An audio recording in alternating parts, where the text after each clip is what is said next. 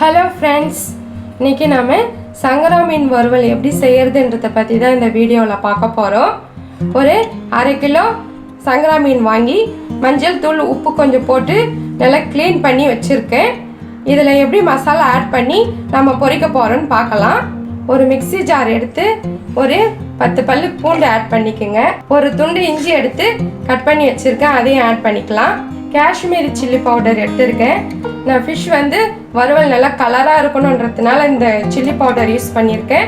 நீங்கள் normal chilli பவுடரை கூட வீட்டில் இருக்கிறது யூஸ் பண்ணிக்கலாம். ஒரு 2 டீஸ்பூன் எடுத்துக்கிறேன். கரம் மசாலா தூள் ஒரு 1/2 டீஸ்பூன் எடுத்துக்கிறேன். ஜீரக பொடி ஒரு 1/4 டீஸ்பூன் ஆட் பண்ணிக்கலாம். 1/2 டீஸ்பூன் அளவுக்கு மஞ்சள் தூள் ஆட் பண்ணிக்கலாம். 1 டேபிள் ஸ்பூன் அளவுக்கு அரிசி மாவு ஆட் பண்ணிக்கோங்க. அரிசி மாவு ஏன் ஆட் பண்ணுறேன்னா மீன் வறுவல் நல்லா மொறுன்னு இருக்கும். கூடவே அந்த மசாலாலாம் உதிர்ந்து கொட்டாமல் மீனில் நல்லா ஆட் ஆகிருக்கும்.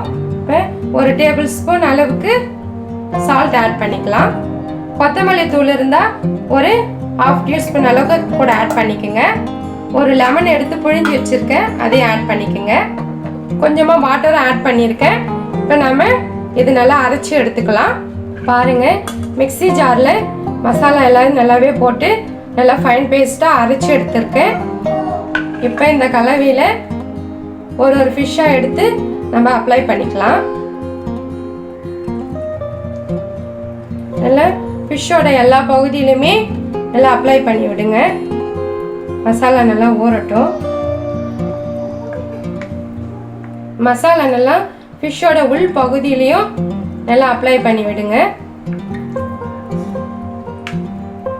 இதே மாதிரி எல்லா ஃபிஷ்ஷையுமே எடுத்து இதே மாதிரி நல்லா அப்ளை பண்ணுங்க. உள் பகுதியிலையும் நல்லா அப்ளை பண்ணுங்க.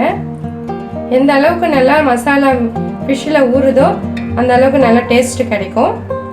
இப்போ நான் போட்டிருக்கிற இந்த அளவு ஒரு 1/2 kg ஃபிஷ்க்கு கரெக்டாக இருக்கும். உங்களுக்கு வேணும்னா இந்த ஃபிஷ் மேலே 2 பக்கமும் கொஞ்சம் வேணும்னா கத்தியால் கொஞ்சம் கொஞ்சமாக கீறி விட்டுக்குங்க. நான் எதுவும் கீரிலாம் விடலை, ஏன்னா சங்கரா மீன் கொஞ்சம் ரொம்ப சாஃப்டான மீன். எல்லா ஃபிஷ்ஷிலையுமே இப்போ நான் மசாலா ஆட் பண்ணி நல்லா கலந்து விட்டுருக்கேன். நல்லா ஊறட்டும். ஒரு பிளேட் போட்டு மூடி வச்சுடுங்க. 1 மணி நேரத்துக்கு அப்புறம் நம்ம இந்த ஃபிஷ்ஷை பொரிக்கலாம்.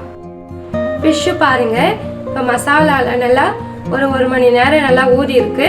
இப்போ நம்ம ஃப்ரை பண்ணிக்கலாம். ஒரு கடாய் நல்லா அடுப்பில் வச்சு நல்லா ஹீட் ஆன பிறகு கொஞ்சமாக ஆயில் விட்டுருக்கேன். ஆயில் நல்லா ஹீட் ஆனதும் நம்ம ஃப்ரை பண்ணிக்கலாம். நாம் இப்போ இந்த ஆயிலில் ஃபிஷ் போட போகிறோம். இப்போ அடுப்பை கொஞ்சம் மீடியமாக சிம்மில் வச்சுக்கோங்க. ஒரு ஃபிஷ்ஷை எடுத்து ஆயிலில் போட்டுக்கலாம்.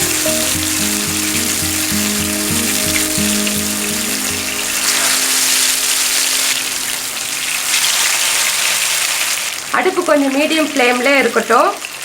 ஒரு 2 நிமிஷம் திருப்பாதீங்க. ஃபிஷ் கொஞ்சம் நேரம் வேகட்டும். மீன் நல்லா ஒரு பக்கம் வெந்திருக்கு பாருங்கள். இது இப்போ நம்ம பொறுமையாக திருப்பி விட்டுக்கலாம்.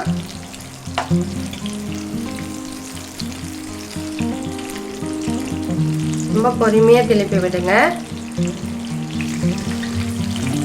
சங்கரா மீன் குழம்புல போட்டாலே சீக்கிரம் வெந்துடும். அப்படி இருக்கும்போது நம்ம அதை ஃப்ரை பண்ணும்போது ரொம்பவே பொறுமையாக நல்லா திருப்பி விடணுங்க. தீ ரொம்ப சிம்மில் வச்சு வேக வைங்க.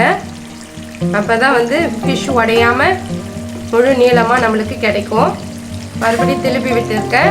இப்போ நல்லா இது ஒரு 3 நிமிஷம் நல்லா சிம்மிலே வேகட்டும். பாருங்கள், ஃபிஷ் நல்லா வந்திருக்கு. சுற்றி அந்த பபிள்ஸ்லாம் நல்லா அடங்கியிருக்கு. இந்த டைமில் நம்ம இப்போ பொறுமையாக எடுத்துடலாம். ரொம்ப பொறுமையாக எடுங்க.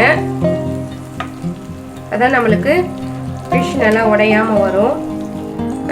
மீதி இருக்கிற ஃபிஷ்ஷையே போட்டு நம்ம பொரித்து எடுத்துக்கலாம். இப்போ அடுப்பு கொஞ்சம் வேகமாக வைங்க. ஆயில் கொஞ்சம் நல்லா ஹீட் ஆகட்டும். நம்ம எல்லா ஃபிஷ்ஷையும் போட்டு முடித்ததும் மறுபடியும் அடுப்பு கொஞ்சம் மீடியம் ஃப்ளேம்லேயே வச்சுக்கலாம்.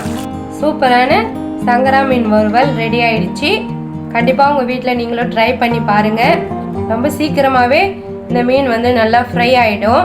அடுப்பு நல்லா மீடியம் ஃப்ளேமில் வச்சுட்டு பொரிச்சு எடுங்க. சங்கரா மீன்னாலே குழம்பு மீன் தான் சொல்லுவாங்க. நம்ம வறுவல் செஞ்சுருக்கோம்.